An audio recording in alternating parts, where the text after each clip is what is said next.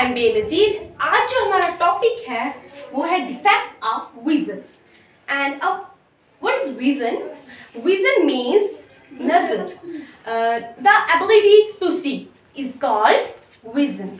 Okay, अब हमने देखा होगा कुछ लोगों को परेशानी होती है कि वो नज़दीक चीज़ को क्लियर देख सकते हैं, पर दूर की चीज़ को, डिस्टेंस ऑब्जेक्ट्स कोई भी हो तो उसको वो क्लियर नहीं देख सकते। ओके, तो इसी परेशानी को हम क्या बोलेंगे? मायोपिया।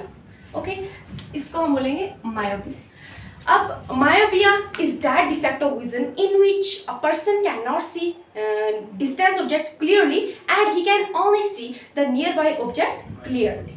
ओके, अब ये इसका कॉस्ट क्या है, किस कारण ये हमें ये मायोपिया होती? इसका कारण क्या है? Due to high converging power of lens and eyeball is too long.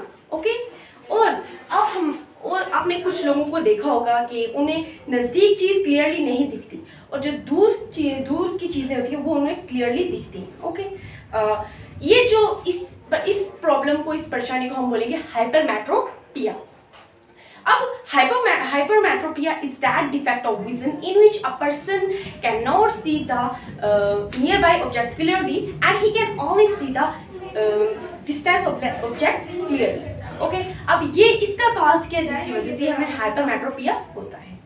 Hypermetropia इसका due to low converging power of lens and eyeball is too short. Okay, अब हाइपरमेट्रोपिया और मायोपिया। अब आपने जब आदमी ओल्ड एज का हो जाता है, ओके, ओल्ड एज में आपने देखा होगा कुछ लोगों को परेशानी होगी कि उन्हें ओल्ड एज लोगों के वो नज़दीक चीज़ों को क्लियरली नहीं देख सकते। ओके, वो क्योंकि उनकी जो सिलियरी मसल, जब हम ओल्ड एज में होते हैं तो उसकी हमारी सिलियरी मसल्स वीक हो जाती है। ओके, वीक होके फिर जो हमारी आई लेंस होते हैं ना, आई लेंस की जो फ्लेक्सिबिलिटी होती है वो रिजिड हो जाती है। ओके, और साथ साथ जो हमारा फिर हम लॉस ऑफ एकोमोडेशन पावर, फिर हम लॉस कर देते हैं एकोमोडेशन पावर। ओके, तो फिर इसी के साथ फिर ये जो परेशानी है ओल्ड एज में पाई जाती है तो इसे हम बोलेंगे presbyopia. Presbyopia is that defect of vision in which an old person cannot see nearby object clearly. Okay, so अब इसका जो कारण है वो है loss of accommodation power. What is accommodation? Accommodation, the ability of an eye of changing the focal length of eye lens is called accommodation. अब जैसे अब हम कभी एग्जाम्पल के तौर पे, अब जब हम डिस्टेंस ऑब्जेक्ट पे फोकस करते हैं तो हमारे नियर बाई ऑब्जेक्ट हमें ब्लर सा दिखता है।